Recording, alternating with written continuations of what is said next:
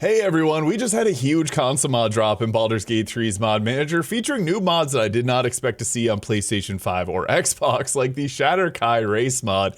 In addition to this, we also have Catgirl Shadowheart and a bunch of other things, including new animations, new cutscenes, and a lot more. Now, it's been 2 weeks since our last mod drop, but we did get updates last week, which I'll also cover in this video, but really exciting to see the Shadar-Kai race mod here by Tepcoon set now available on console. My theory is that sub-race mods may work, but it's the actual race mods that aren't working. We've seen this with things like the 2024 Player's Handbook all-in-one mod, but now you can choose to play it as a Shadar-Kai. So to get access to this mod, you have to go and select to play as an elf, not as like a half elf or anything. It's under the elf here. So they get the high elf, wood elf, and now Shadar-Kai here, which comes with the blessing of the Raven Queen, which lets you magically teleport to an unoccupied space that you can see. You also get a raven with the name Bron. As well, we have resistance to necrotic damage. And in addition to this, we got new skin color selections here, so you can go with some that are based on their D&D appearances here, and also the solid black eyes there. And what's cool about this is if you choose to play as a Shadar-Kai and you play as a cleric, you only get to choose between the Raven Queen here. Someone similar to the Drow. I think that is a really nice touch. And I know a lot of people are really excited for this mod. So it is now available on console, which is so surprising to see, but I'm very excited. Next though, we got the Tiefling Subraces, the Missing Lord. So another sub-race mod. What's great about this is it's adding on to the Tieflings already. And we got things like the Despater Tieflings, the Maman Tieflings, the Fiamma Tieflings, the Levestus, the Glacia, and the Beelzebub.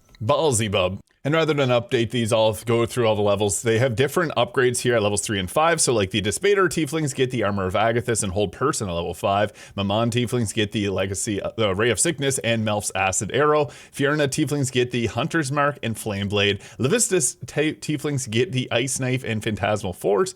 Glacia get the Hex Spell and Crown of Madness. And Beelzebub get Disguise Self and Web. So yeah, for Tiefling fans, you got some great new choices here, and I think these are all really nice. So that is the Tiefling Subraces, the Missing Lords by Metadial. Choose your character and camp now with this mod by Kira May.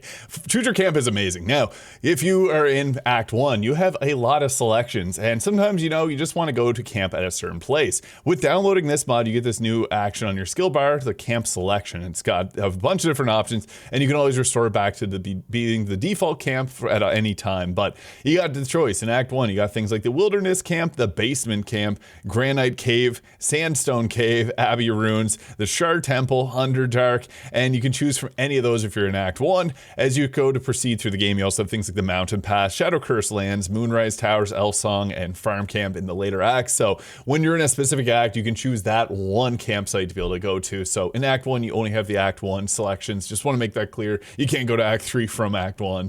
But I am so excited to see this now available on console because this is just great for selection in the game. And what I also like is Kira May's mods. So we'll hopefully see more of them coming soon. They just released a few more with things like the loadout swapper, safe traveling, more camps, move camp spawns, and a few others. So we'll hopefully see those come to console too, if they're possible. But next we got the Bite Knights here by Revolution Scribe. So Astarion fans are eating good today because we got a couple mods for Astarion, but the Bloodless game, come and get your mod. This mod adds a new scene that plays when Astarion feeds on the player character at night. So if you're looking for more content and more cutscenes being restored, this is a incredible mod here. So we're checking out as, it's using unfinished vanilla animations. There'll be some clipping and other alignment issues, but yeah, it's always great to see types of mods like this that are getting added onto console. So we previously got their Cuddle Astarion mod here by Revolution Scribe, and we now got the Bite Knight. So yeah, this is really nice to see by Revolution Scribe there. And in addition to this, we also got the No Abs Astarion by Jaw Astarion. So yeah, it doesn't what you'd imagine it does, says on the tin, makes it so that Astarion does not have abs. So yeah, if this is something for your fancy, you can go with one of these mods here. Funny enough, all three of the guy origins here have a 8 strength score, but Astarion eats blood that's high in iron and he probably gets a good amount of protein. So I can understand why he may have abs, but he also might not. In addition to Astarion mods, we also got quite a few Shadowheart mods here. This one is the animation swapper Shadowheart. So an animation mod that replaces the player female's animation with those of Shadowheart. Shadowheart's animations are changed to the human F animations. So Shadowheart, when she stands, she normally has her arm out like that. She does right now, but so does my character because I got this downloaded here. So yeah, it's going to change your character's animations so that they match Shadowheart's and her movement animations as well. And with animation mods, your mileage may vary. You may end up having one work for one character and it may not work for Shadowheart. But yeah, animation mods tend to sometimes have issues that can pop up. So just want to mention that there. But that is the animation swapper Shadowheart by PK Heartbreak. Next up, we got the Cosmic Knight Progressive Equipment set here by Skirby. I think this armor set looks amazing. You would have saw it right at the start of this video as I have it on Gale here, and it looks awesome. The best part about it, it can also be dyed, and it comes with a weapon here, the Cosmic Knight's Longsword, which gives you your cosmic armor whenever you hit a creature, and also comes with a bunch of different attacks here, which are radiant damage themed. So you got like the explosive ring here, really cool holy fire-like attacks that you can go ahead with doing, and the animations are really nice on all these. So you got bunch of different attacks here. Celestial Flame, you can do an actual fire attack, leaving it down on the ground, and the Holy Fire will deal 1d4 of radiant damage here. And then you also have like a spray form of this spell as well. Really cool stuff, and the armor itself is great too, coming with a bunch of progressive abilities. It's going to increase in its armor class as you level up, and it also comes with a bunch of different benefits here. It can give you increased initiative. At level 3, the gloves will give you an additional bonus action, a +1 armor class, and a healing spell. And the boots will make you immune to holy fire and leave a trail of white flames as you move, which is a toggleable passive if you want to set it on there. Pretty cool stuff. You can leave a trail behind your little snail trail. Yeah, sweet. And it's great because it's going to leave damage behind. And I also want to quickly mention and note that if you're having an animation bug with any of Skirby's mods here, a simple fix is to swap to your ranged weapon set and then back to your melee, which is holding left on the D-pad on controller. So it probably doesn't happen often, but if it does, that's the way to solve it. Now, we got Cat Shadowheart here by Charles.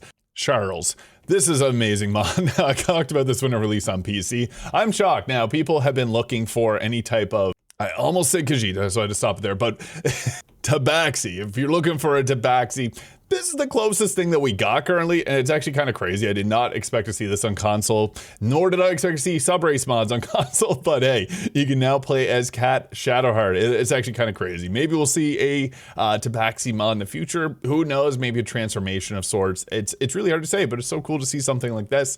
If it's not your fancy, that's cool, but it's nice to see things like the Cat Shadowheart getting added. And if that's too much for you, we also got the Cowards version, the Cat Shadowheart here.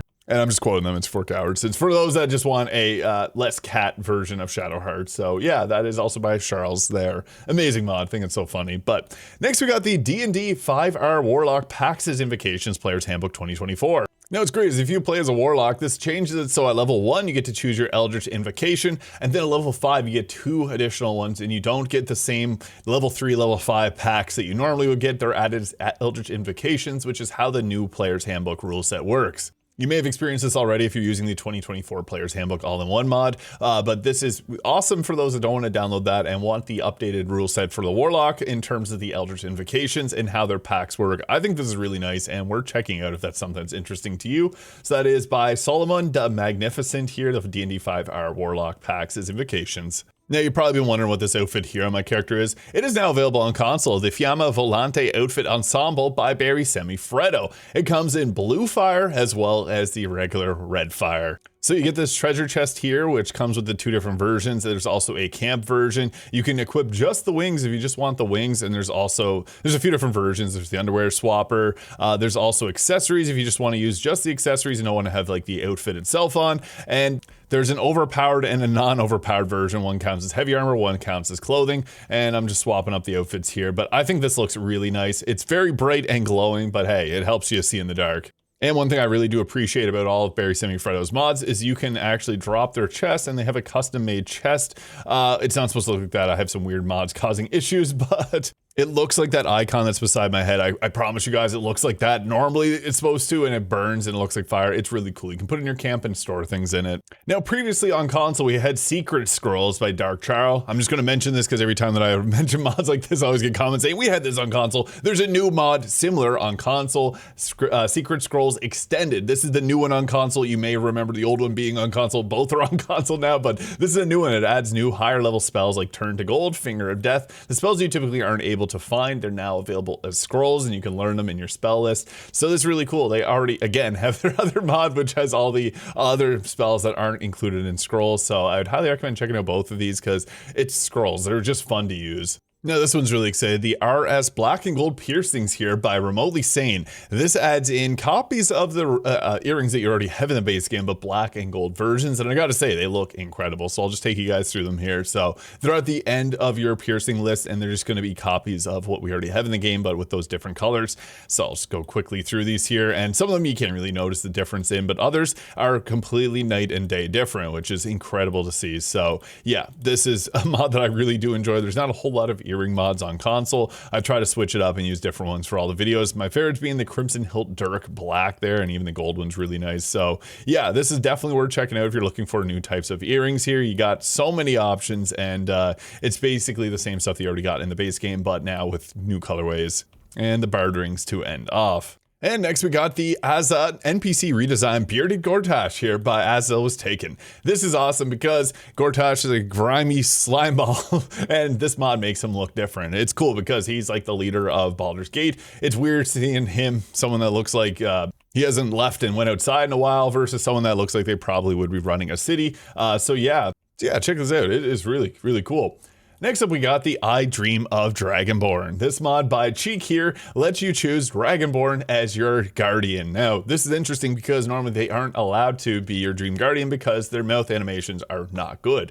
This is remedied by Clan Song, which is on console. I'm kind of shocked we haven't seen Karlach as a Dragonborn yet, but you can play with Astarion as a Dragonborn. But I would highly recommend downloading this mod, which is available on console, if you wanted to use the I Dream of Dragonborn, just to make their mouth animations a lot smoother because it looks kind of choppy normally, and that's why you normally weren't able to select them, but with this you can. Now I'm going to cover some mods that got updates here, and 2 weeks ago, my Heartsworn Night Fighter made its way over to console. I'm looking to do some updates on my mods in the future. I got them kind of planned out in my schedule here, so I'm looking for any type of feedback. I got some on my last video, so this is available on console, so you can go try it out. It comes with a ton of different spells. I'm not going to talk too much about it, but if this looks interesting to you, it might be worth downloading. But for updates, we got an update to the Duskblade class mod here by BG3 Duskblade, and this adds in the new subclass to the game, and it is the most up-to-date version that's now available on console, which is just great to see.